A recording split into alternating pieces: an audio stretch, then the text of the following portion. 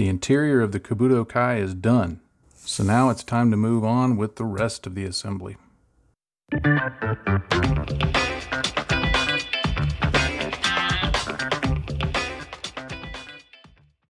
Hey, I'm John. Thanks for joining me for this video today. Alright, it's time to get the rest of the Kabuto Kai assembled. And because you remember, this is a big walking stompy tank. Now, I'd skipped the first couple of steps so that I could work on the interior. And the first couple of steps have you build the two guns, and then the gun housing, which is here. And then that gun housing will go behind all of the stuff that was built in the first video, right here. And then the legs, they got quite a few parts on them, and you have to build 4 of them. So that's also needing to be done. And then once they're built, they go together like that, and you attach them to the upper hull. Now, I'm a fan of the 2-snip technique when it comes to removing parts from the sprue. I take these, I actually have them labeled old. These are just my old rough cutters. They're not necessarily super sharp. And I just snap it away fairly far away from the model itself. Sometimes these are fairly flat, so they're easy to work with, so I can use the flat edge up against the model. But on Citadel kits, they're usually right flush up to it. I can reverse it like this and use the nipper itself to create the space that I want in there. So if you're doing that and it's kind of a pointed sprue connection, and every time you try and slice it, it slides up against the model, just flip it around and that'll produce its own space, just like that.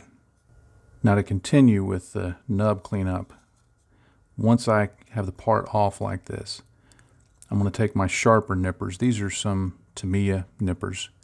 They're a little sharper than the others, but what I do is I get it flat along there like that, and I make the cut. And these will cut through. Now, they still leave a little bit of a nub, but I'm okay with that, because I'd rather have a little bit of a nub like that rather than one that's where it's pulled the plastic up. Now, for cleaning up the remaining nub, I take my blade and I lay it flat against the part as much as possible, and I just gently start shaving it that way. This is not something that you have your kids do, certainly. Alright, I've got the nubs mostly cleaned up on these 2 parts, so I'm going to do a test fit. And I can't tell you how important I think it is to do test fitting. Well, I guess I can tell you, because I'm fixing to tell you, but I don't know why I said that. Why do we say that? I can't tell you how important this is. Well, you just did. Anyway, you see that without a whole lot of clamping, there's going to be a seam there. Even if I push it together, it's not a perfect fit right now. And model manufacturers, I mean, I understand they've got to do their engineering the way they do it to make money and stuff like that. But come on, having a seam line through something like that, I mean, that's just not cool, dudes. I'm not sure how I'm going to do this right now. But so what I'm going to do is I'm going to see how good a fit I can get. And what you have to do is look for culprits that cause poor fit. Sometimes the alignment pins can actually be part of the problem. On a really squared off part like this, I may eliminate, like for example, this is going to be the top of the gun. That's what's going to be seen. The lower part is not going to be seen as much. So what I may do is I may cut off the alignment pins in the areas where it's going to be seen more, which is going to allow me to get a slightly better fit, and then just leave those 2 lower ones on to give me some alignment. And you don't even have to leave any of them on. You can trim them all off, because these squared edges like this make for generally easier alignment. I tend to find that my hands are just not precise enough to get it just right so I know my limitations. But getting a good fit, and then you have to account for that right there and this right here. But what I do, step one, when I'm trying to get things to fit like this, is if you'll notice, I don't know if you can see it on camera, but there is just the tiniest little lip right there next to the female part of that connector. And on a lot of these, on a lot of kits, if you look, you'll see that little bit of lip right there on those pins. I don't know why it's always there. I guess it's just something that's part of the manufacturing. But when you've got a flat-sided piece like this, I'll go through and resting the file on both sides so that I keep it level. I just gently go through and scrape that down. And I can't, of course, you can't feel it on camera. This is not feel-o-vision, it's television, so to speak. But like this one right here, that one gave me a lot of resistance. I could feel that one was raised up fairly high. So by going through and filing this down, it's going to help improve the fit. So this is what I do to prepare a part to try and minimize the seam lines. It takes a lot longer, it takes a while. This is why I appreciate Bandai so much, because they just go together. But anyway, doing this step in your preparation will go a long way to making sure you've got a good fitting model. All right, after all the cleanup, I've still got a pretty substantial, especially here, pretty substantial seam line. It's almost like it's a manufacturing flaw, that there's just a little bit of a lip that just goes down, a little bit of a concave surface there. It's a little better here. There's a little more, little better join here, but there, that's just that part just dips in right there. It's not misaligned or anything like that. There's just a slight bevel on one side. So this is where I have the choice to say, okay, do I want to fill these completely in and try and sand them down, or do I want to convert them to a panel line? Now the logic I'm looking at here is, okay, this is the gun casing. Would it be split along the top here? But as I look at it, I see that the gun and the recoil mechanism go right here. So it would be logical that this would be one piece. But I can also logically, I think, deduce that these could be armor parts put over the gun housing itself. So what I'm going to do is I'm going to make this stuff on the top, all the way down here, I'm going to make those panel lines. I may sand this one out so that it will look like it's kind of bolted onto the rear there. I'm not sure yet.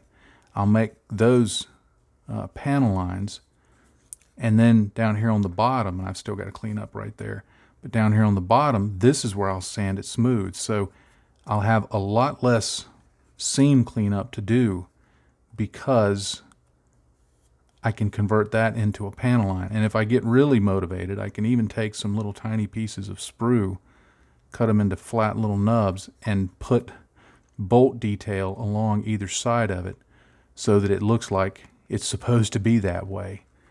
But this is how, when I'm working on a model, this is how I approach the assembly, so that I can decide how do I want to do this thing. Now this is an example of what I was talking about with alignment pins sometimes being the problem. I get a pretty good fit towards the back here of the barrel and a pretty good fit towards the front, but right there in the middle, just got this nice gap that wants to form there. The reason it's there is because of that errant pin there. So all I'm going to do here is just go in and clip that, and then sand it flush with my file. Now I can hopefully, get a better fit. Barrels are always a bit frustrating because they're very thin and they're easy to bend out of shape. I understand this is why a lot of armor modelers get metal barrels, because they work much better. But see, now I can get that part together. I'm still going to have to do some seam work in here, but I should be able to get a much better fit on that barrel. All right, you know how I always say, in this hobby, if you're not having fun, you're doing it wrong. I don't mean by that every minute of every project is fun. Sometimes you got to just tough through some things to get to the fun. Here's an example. These two parts that form the rear half of the upper hull, the guns mount on either side of this, and this is the back of the vehicle.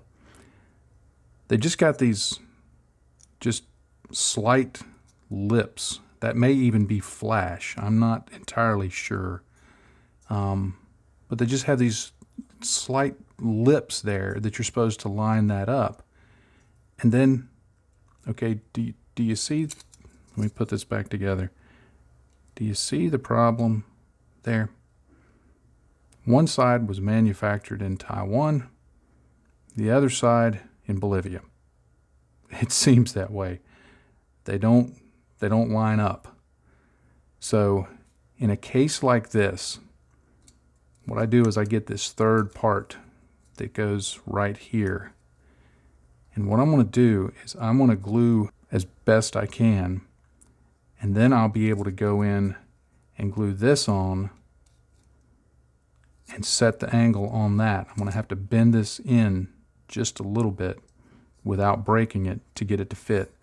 Now, I'm going to do this off camera because I'm pretty sure this is going to require some paratrooper words, more than a couple of them. But when you're dealing with something like this, just working at it progressively. You know, I'm going to glue this on. I'm going to make sure the flash is cleaned up. See the flash along that lip there? I'm going to make sure that's cleaned up. I'm going to get a good clean join right here and make sure that that's all flush and lined up right. Then when I start gluing this on, I'm going to glue this side on, which will line up this and this part, because it will be there. I can line up this and this. The only part that's really out of shape, I'll then, once everything else dries, this, all of that, and even some along here, the only part that I'll have left to move is that. Constructing the guns themselves has gone a little better. There is going to be a pretty good seam that I have to deal with on the gun barrels right there, but it closed up fairly well, so I don't know that I'm going to have to use too much filler. I'm hoping not. There's a pretty good seam right there, and you can tell that I didn't do a real good job cleaning up or cutting off that area to actually gouge down into the plastic.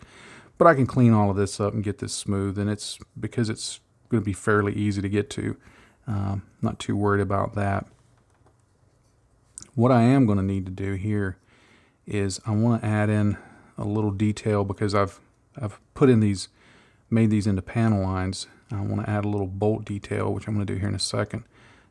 Now, to help sell the notion that this is supposed to be in parts, I want to duplicate some of the bolt detail that they have here. Now, happily, I found a little piece of styrene rod, and I've got a bigger section than this, but I've got some styrene rod that's about the same diameter. So what I'm going to do, and this is a part that can be kind of tedious, is I'm just going to cut off slices, well, like this. And I'm simply going to take that, set it in place, adjust it. Now, you'll note that it's not perfect. That's fine, because in the bigger scheme of things, and I can slice it down, I can sand it just a little bit to get it squared off a little better. Once I get it roughly in place, I'm happy with it, I just pop on a dot of the Tamiya extra thin, not so much that it floats it off of there. And then I just carefully take the back of my blade and just give it just a little bit of downward pressure. Now I just got to do that 8 gazillion other times. And then, like I said, once they're all on there, I can take my sanding stick and just give a real light buff like that, and that will flatten the tops and make them all relatively even, And when it's done, it should look about like all the others on there. Alright, it's been a few days, but you can see I've got all of that bolt detail on there. And I just did like I talked about. I just took a sanding stick and just lightly ran it across the top of them. They look pretty stark now because it's white against gray, but once the primer's on there, they should look fairly organic. And once the weathering's on there, that'll be fine. I still haven't decided what I'm going to do about this big honking seam line right through there. I've thought about cutting little strips of plastic and putting them in at an angle and just covering it up completely. I've thought about just angrily throwing it across the room and ignoring it. I hate it when manufacturers do stuff like this. Now, you know, I guess you'd say that the proper way to do it would be to cut this out completely and then scratch build the interior for it and the louvers and make them out of metal and all of that stuff. I don't have the patience for that. So I'm going to figure out some temporary fix, but that's the bolt detail. That was my main goal here, was to get all that bolt detail on there. Alright, I've got this part pretty much together. I still need to put these doors on here and close it. Let me tell you, this was a bear, and I've still got to figure out a way to close that cap. My original plan that I had talked about earlier was to get this part on there and then just leave a little bit hanging loose and put it on and just try and glue it together. That just didn't work. What I ended up having to do was take this piece off entirely. Even though I had glued it, I was able to run my knife along through there and just cut it away, removed that part, and I just stuck this down over it and glued it down, and this part was just hanging out here. I mean, it was just all warpage and hanging and all of that. Once I had this glued on, whatever wasn't hanging, whatever wasn't fitting right, I just blobbed some super glue behind here and just held it until that super glue dried. And once it dried, I then went and hit it with some Tamiya extra thin cement so that there would be a plastic bond there. It wouldn't just be super glue. And it was, I mean, it wasn't hard to do. It was just really kind of frustrating. One, to have to do it, and two, just to hold it there. And, you know, there's going to be a lot of cleanup there. I've got to fill that in somehow. That may just be, I may just put an extra plate cut to that size and just glue it right over that and then sand it down. I'm not sure yet.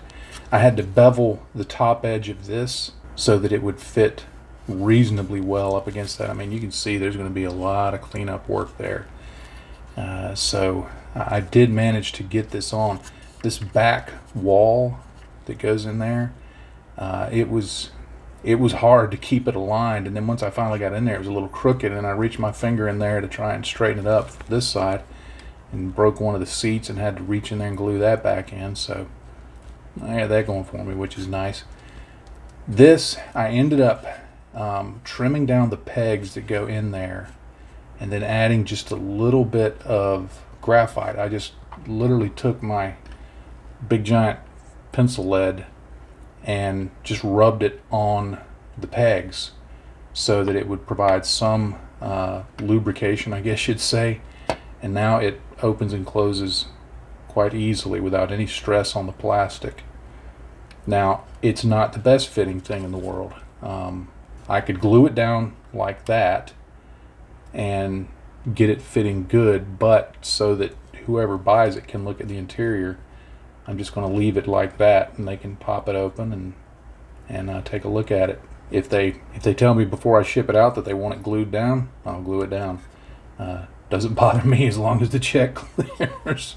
Man, that sounds kind of mercenary, don't it? Anyway, all right, building the legs is not hard, but I've found a few little things that may be helpful if you build this kit when you do build it. I've got one of the legs already built up, and I'm going to go through and show you what I did on another one. There is some movement in the leg, and so you have to account for that. Now, my plan is once I get all of the legs together and the model, I'm going to test, dry fit the model. I'm going to get it in some kind of position, and then I'm going to glue the legs. I'm not going to depend on these things to be movable. I just think that's a recipe for disaster in the long run, because I've already seen in a few places some white stress marks developing. So I don't want that being an issue down the road. But let me go through the build sequence just in little quick sound bites and show you what I did, that if you build this, hopefully it'll be helpful to you. Now first off, it shows these two little pistons here. These are two parts. It's split in half.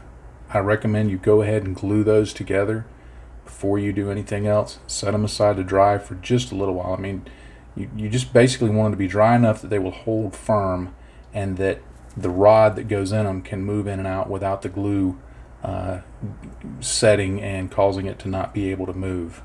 And on the bottom portion of the feet, there are quite a few little burrs, and all I'm going to do here is just run a sanding stick around it like that. It's not going to interfere with the placement of the parts, but it might make it stand in an uneven fashion. Once that's smooth, this plate goes on the bottom. The edge is slightly beveled so that it fits nicely. If you put it in with the ejector marks on the inside, it fits perfectly into there. And I just add some glue around the edges. These little toes that go around the edge of the feet, they have a pretty nasty, as you can see, a pretty nasty mold part line, a seam line there. All I did was just sand that smooth. Now pay attention to the orientation. There's a little notch that will slide in here. That goes up. It's got to be towards the top. And then it will just pop right into here, if I can see around the camera. And it just moves like that. Now it's fairly loose, but I'm just going to leave it loose, and then when I position it, when I get everything set like I want, I'll drop in some glue and lock that in place. For the assembly of the lower leg, I glued these two parts together. There's no alignment pins, so you just have to kind of eyeball it. I did make sure to sand the joining faces smooth first so that they would fit good together. I also did that on the joining faces here. I just sanded them smooth. I left the pegs in place, but I sanded the rest of the mating surfaces smooth so they would fit. I found that it's very helpful to orient the parts exactly like they're shown in the instructions to make sure you get everything right. But this has to go in here, and then part of this piston, now they show the cylinder needs to be attached to it. At this point it doesn't. You don't have to attach it in there. So I just stuck it together like this, and when it comes to gluing, you have to kind of fiddle to get that all to fit in there. You'll end up with something that looks like this. This will move freely, and this will move freely. For the gluing, I glue it all the way up here. I only bring the glue down to I only let it get to about right here. I want to give a little space so that this stays free moving. Now later on, once I get everything positioned like I want, before I paint it, but when I have the whole thing assembled and I can set it like I want, I can glue that so that I can clean up that seam. But you want to make sure that this part and this part remains free moving. Simple way to do that is after you put the glue on, come back every couple of minutes and just check it to make sure that none has gotten down in there. As long as you keep it moving while the glue is drying, you should be okay. Alright, at this point you're going to want to take the shorter of the two cylinders that were built earlier and just slide that over. For now, just slide it out of the way. Now, the next step is going to be to put these two pieces into here. There's a hole, and then both of these pieces have a peg that go in it. Now you'll notice, if I can get it up close enough to the camera, that there's some teeth in there. Now that's to give some friction so that when it moves it doesn't just flop around. But in my tests, when I put the parts in there, it caused a lot of stress on the plastic, to the point that I could actually, when I was moving it, trying to figure out how much could I get away with, I could actually smell the plastic heating up. That's how much stress it put on there. So what I did was I just took this round file and I just kind of went in there and I sanded away most of those teeth in there. Now this one just happens to fit perfectly. You may have to find some other method to get rid of those teeth. But now I can put that in there and it still fits fairly tightly. But now when I move it, it kind of self-smooths, I guess you'd say. And it'll work nicely. Now what I do is I put this other piston, they label it as cylinder long, because even though this part is short, the cylinder itself is longer. But I just put that in that little hole there, and I'm going to put that over it, making sure to get the piston lined up right. Now you've got this part that can move freely. This still moves freely. Now I go in and once again get my handy dandy little file here and I smooth those out, because these parts here, this one and this one, are going to have to stick in through there. So you want to make sure that's nice and smooth. Oh, and you know what I forgot? This is why I'm glad I didn't glue it. This has to go up in here like that, and then the leg will go together, and once you get all the parts in, it'll limit its movement. But now that's ready to go, and I can stick this here and this on the other side, and I'm going to put glue here, making sure not to get any on that, some here on the underside, and up here on this, and that'll hold everything together. Alright, on this part I'm just going to slip this remaining cylinder thingy over here. These go on like this, and I've already bored that out so that it's not going to create any stress on the plastic. Connect it in like that, and then fit this one over it, making sure to trap that piston between it. Alright, now everything should be able to move like this, and as long as you check it and everything's still moving, you've not got any glue problems going on. Now I'll glue this to hold that together. Now all that remains is to glue the armor on, and that's fairly easy. Just follow the numbering here and the orientation, and you'll take it from this to this. Alright, well I think I'm going to call this an episode. There's still quite a bit to do in the construction and the assembly. I've got to build 2 more legs, and then there's the parts that connect them together, but those don't look like they'll be anything substantial if you just follow the obstructions. That's sometimes that's what they are. They're the obstructions. They're not the instructions, they're the obstructions. Anyway, I'm going to call this a video, and I'll pick it up in the next one. If there's anything significant in the assembly that I need to cover in the next video, I will. Otherwise, I'll just summarize it. Well, thank you so much for watching this video, and especially thank you for being a patron. This is a Patreon exclusive video, so there's only about 33 or 32 of you seeing this potentially, so I'm grateful for y'all. You really do make this happen.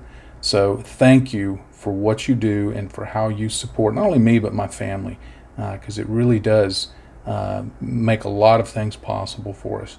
So thank you for watching, and I hope you've got something from this. I know construction can be really boring, but I wanted to go through it, 1, so I could get an episode out to you. You don't have to wait for this to get built, but 2, just to show all the little things that go into constructing this that you may want to think about, and maybe it helped you out in a way with that'll show up in other models too. And with all that being said, I'll leave you with my final thought that I always like to do. In this hobby, if you're not having fun, you're doing it wrong. Happy day to you, friends. Bye-bye.